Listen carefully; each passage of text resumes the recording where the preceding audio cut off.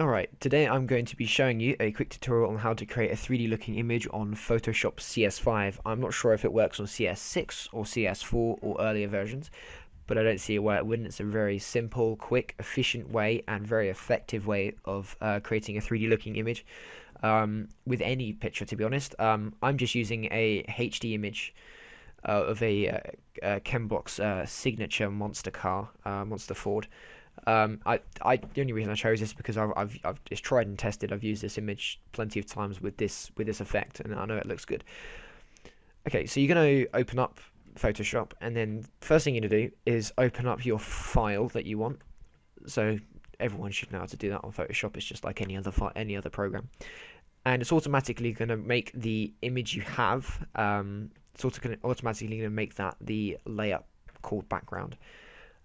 So after you've opened that up, you're going to right click on the background layer and click duplicate layer. I'm going to call this blue, and you do the same thing again, whereas this time you type red, or you could just type R and B. It doesn't really matter, but just differentiate between the two of them. Once you've done that, you can get rid of the background layer. You don't need that anymore. And then you're going to right click on the red layer, and you're going to click blending options. It's going to open up this window called layer style, and under advanced blending you're going to look at the channels input here, and if you're choosing red, you're going to get rid of the green and blue boxes, and that basically means that the green in this layer, the color green and color blue will not exist. It's just going to be a red layer, no other color whatsoever. You're going to click OK. That means it's going to save it, and you're going to do the same with the blue layer. Again, blending options, under advanced blending channels, but this time you're going to turn off the red layer. Make sure you only turn off 1 for your blue and turn off 2 for your red, otherwise it won't work.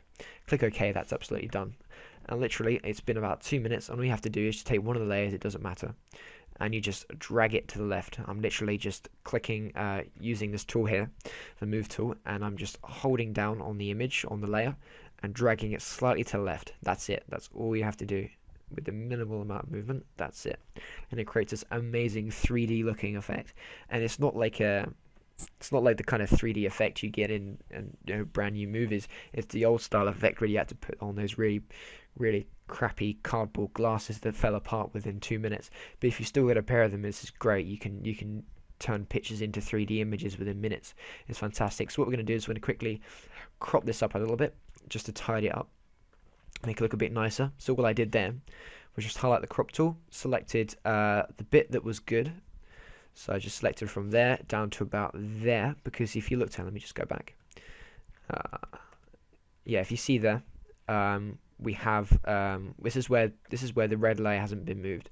So this is where the red layer is, and this is where I moved the blue layer. So there's going to be a little just strip of red here, or depending on which one you moved. If it's the red one you've moved, there's going to be a little strip of blue and green. It doesn't really matter. It gives the same effect. So you're going to click on the crop tool, and like I said, just click and drag down up into that layer. It's gonna snap to the little strip of blue or red depending on which one you moved, and all you're gonna have to do is just click enter. That's all you do, and it just trims it up for you nicely. You can spend a little bit longer on this. I mean, I did with the same image. I